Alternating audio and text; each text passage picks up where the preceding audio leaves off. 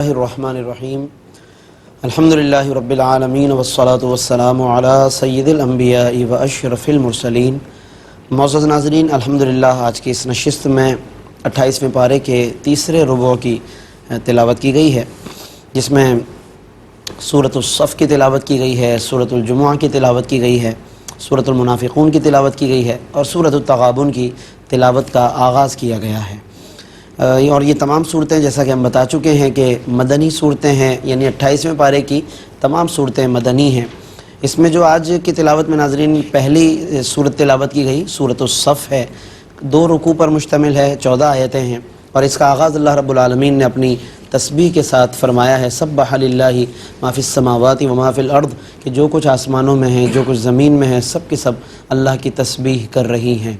اور اس طرح کی اور بھی صورتیں موجود ہیں کہ جن میں سبحہ کا لفظ آیا ہے، اور اس سے پہلے ہم بتا چکے ہیں کہ بعض صورتیں یسبحو سے شروع ہوتی ہیں، جیسا کہ اگلی جو صورت ہے سورۃ الجمعہ وہ یسبحو سے۔ سبحہ کا لفظ ماضی کے لیے آتا ہے، گزشتہ زمانے میں جو تسبیح اور پاکیزگی بیان کی گئی اس کے لیے سبحہ آتا ہے۔ آنے والے ادوار میں اور حال اور مستقبل میں دونوں میں جو تسبیح ہو یا کی جائے گی وہ یسبحو سے اللہ رب العالمین اس کو بیان فرماتا ہے۔ تو اس میں علماء نے یہ حکمت بیان فرمائی کہ گویا کہ اشارہ ہے کہ ہر زمانہ اللہ کی تسبیح سے معمور اور منور ہے، ہر دور میں اللہ رب العالمین نے اپنی تسبیح کو قائم فرمایا اور ہر مخلوق کو اس کی توفیق عطا فرمائی۔ یہ تو اب ان آیات کے تناظر میں اس انسان کو غور کرنا چاہیے کہ جو تسبیح سے، ذکر و اذکار سے، نمازوں سے محروم ہے اور پورا دن گزر جاتا ہے، دن اور مہینے گزر جاتے ہیں، اور اگر نمازوں کی توفیق نہیں ملتی تو غور کرنا چاہیے کہ ہمارے گرد جو در و دیوار ہیں، زمین و آسماں ہیں، یہ تو سب کے سب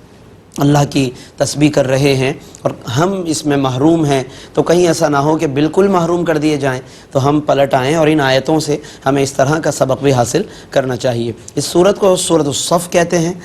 جو کہ آیت نمبر 4 میں یہ لفظ موجود ہے کہ فی سبیلہ صفاً، یعنی کہ جو لوگ اللہ کی راہ میں جہاد کرتے ہیں صف بستہ ہو کر، تو اس بنا پر اس سورت کو سورۃ الصف کہتے ہیں۔ خاص طور پر ناظرین اس سورت میں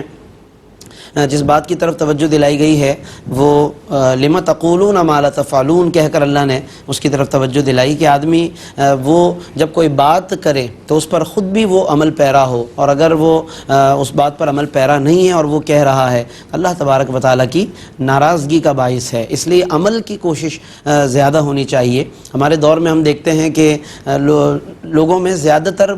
بولنے کی عادت ہوتی ہے، مشورہ دینے کی عادت ہوتی ہے، یا اپنی بات اور دوسرے کی بات کو ملا کر اس کو واقعاتی انداز میں بیان کرنے کی عادت ہوتی ہے، لیکن اپنی نجی زندگی میں، عملی زندگی میں بہت زیادہ کمی اور کوتاہی پائی جاتی ہے۔ تو اس صورت میں خاص طور پر اس کی طرف توجہ دلائی گئی ہے۔ اس کے علاوہ حضرت موسیٰ علیہ السلام نے اپنی قوم کو ادب کا درس دیا، وہ ایذا دیتے تھے لوگوں کو، حضرت موسیٰ علیہ السلام کی ایذا رسانیاں کرتے تھے، اور حضرت موسیٰ علیہ السلام کہتے ہیں یا قومی، اے میری قوم، لم تؤذوننی، کہ تم مجھے کیوں اذیت دیتے ہو، وقد تعلمون، حالانکہ تمہیں معلوم ہے، انی رسول اللہ الیکم، کہ میں اللہ کا رسول بن کر آیا ہوں۔ تو رسول ہو اور اس کو ایذا دی جائے، رسول تو آتا ہی اس لیے کہ ایذا کو دور کرے، رسول تو ایذا رسانیوں کو دور کرنے آتا ہے۔ تو یہ بہرحال حضرت موسیٰ علیہ السلام نے اس طرح ادب کا درس دیا ہے۔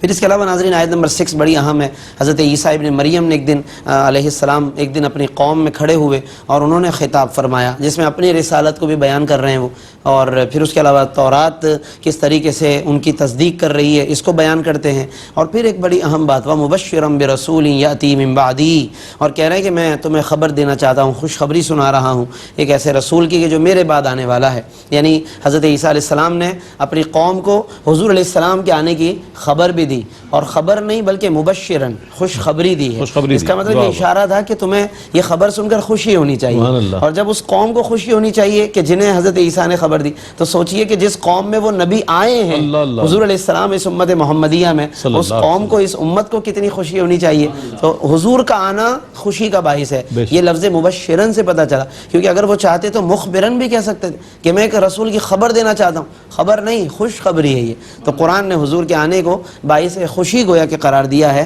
یأتی من بعدی، وہ رسول میرے بعد آنے والا ہے، اسمہ احمد، اور ان کا نام احمد ہوگا۔ یہاں پر علماء نے بہت تفصیل سے اپنی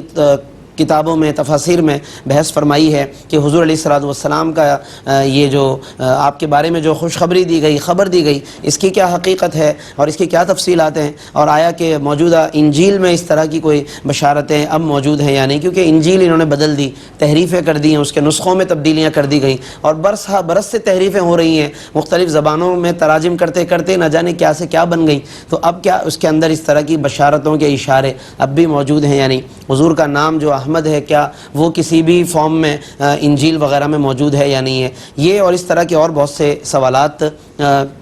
خصوصاً میرے پیش نظر جو تفسیر ضیاء القرآن،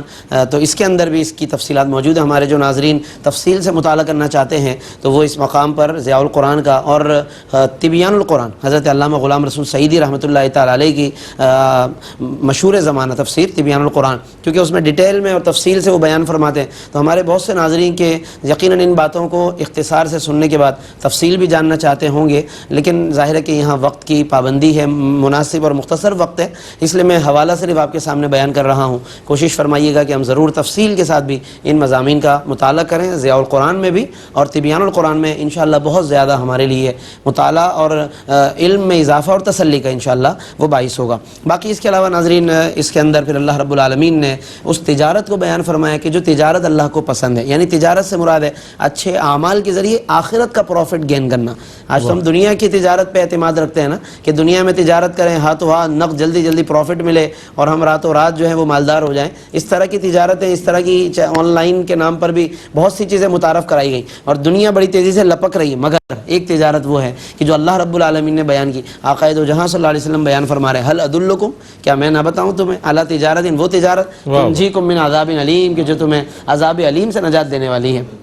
اس میں فرمایا کہ تؤمنون باللہ، کہ تم ایمان لاؤ اللہ اور اس کے رسول پر، وتجاہدون فی سبیل اللہ باموالکم وانفسکم، اور تم جہاد کرو اللہ کی راہ میں اپنے مال کے ذریعے بھی، اپنے جان کے ذریعے سے بھی، ذالکم خیر لکم ان کنتم تعلمون، یہی طریقہ تمہارے لیے بہتر ہے اگر تم حقیقت کو جانتے ہو۔ بے شک ہم دنیا کی مشاغل رکھیں، دنیا کی مصروفیات رکھیں، کسب حلال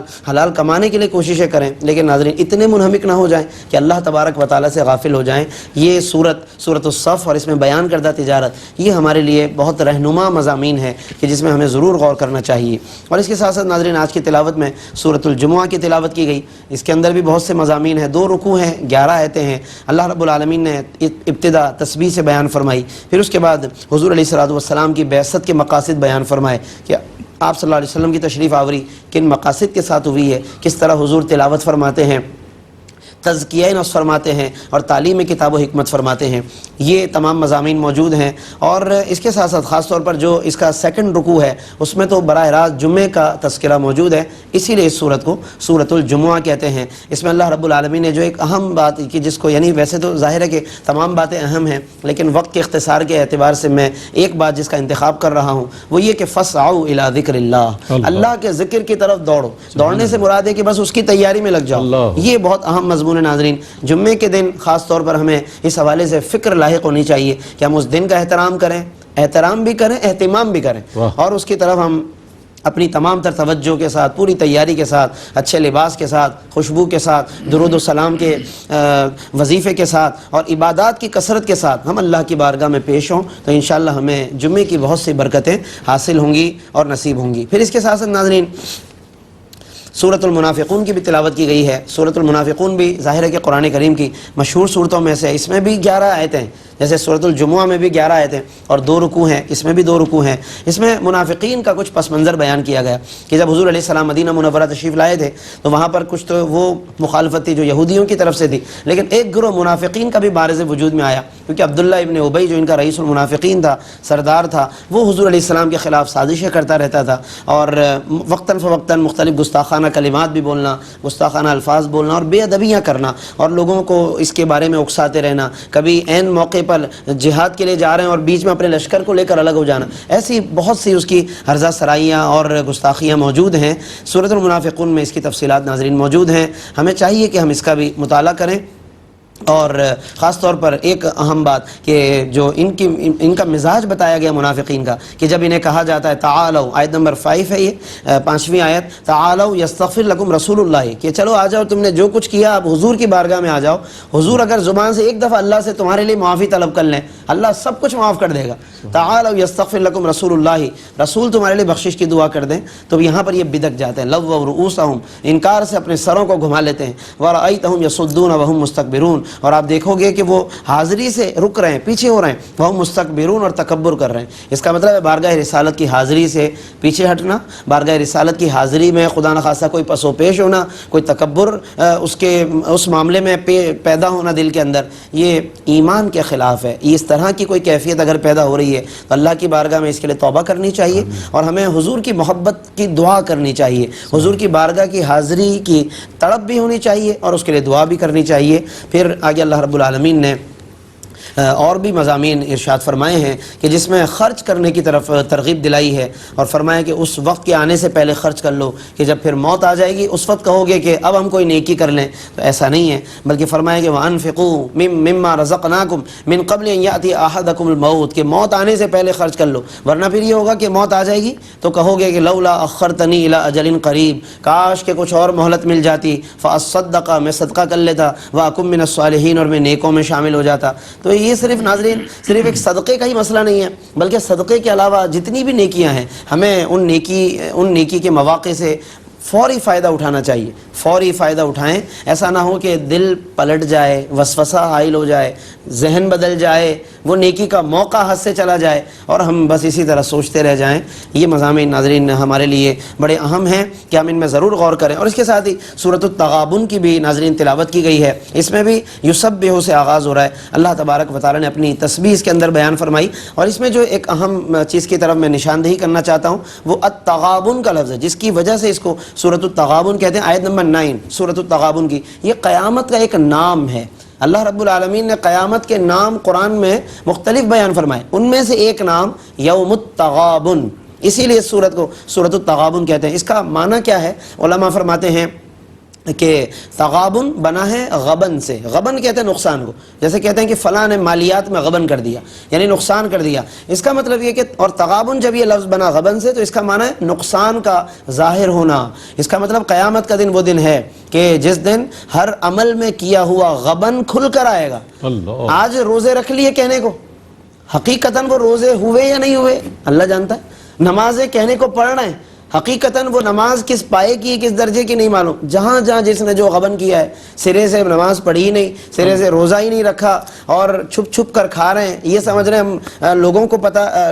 ہم لوگوں سے چھپے ہوئے ہیں. یہ تمام باتیں ہیں. اسی طرح زکوٰۃ کے معاملے میں خدا نخواستہ کوئی کمی کر رہا ہے، اپنے گمان میں چھوٹا موٹا حساب کر کے زکوٰۃ دے دی، یا پیسہ ہے مگر حج نہیں کر رہے، یا کسی غریب کی مدد نہیں کر رہے.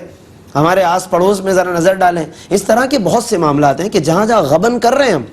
یاد رکھیے گا کہ یہ غبن یہاں شاید چھپا رہ جائے، لیکن ایک دن تو ضرور ایسا ہے جس کو تغابن کہتے ہیں، یعنی اس دن سارے غبن کھل کر آ جائیں گے. اور اس دن کھل کر آنا پھر وہ وقت ہوگا کہ جب پھر مہلت نہیں ہوگی. اصل بات یہ ہے کہ پھر آگے آپشن نہیں ہوگا. اس لیے آج ہم اس پر نظر رکھیں، اپنے اعمال کا جائزہ لیں اور کسی بھی قسم کے غبن سے محفوظ رہیں. اور یہی بنیادی پیغام ہے، اسی پر ہم اکتفا کر رہے ہیں. انشاءاللہ کل کی تلاوت میں جو بقیہ صورتیں تلاوت کی جائیں گی 28ویں پارے کی، تو انشاءاللہ پھر ان کی تفاسیر بیان کریں گے. اللہ رب العالمین ہم سب کو ان تمام مضامین کو سمجھنے اور ان پر عمل پیرا ہونے کی توفیق عطا فرمائے. آمین. وآخر دعوانا ان الحمدللہ رب العالمین.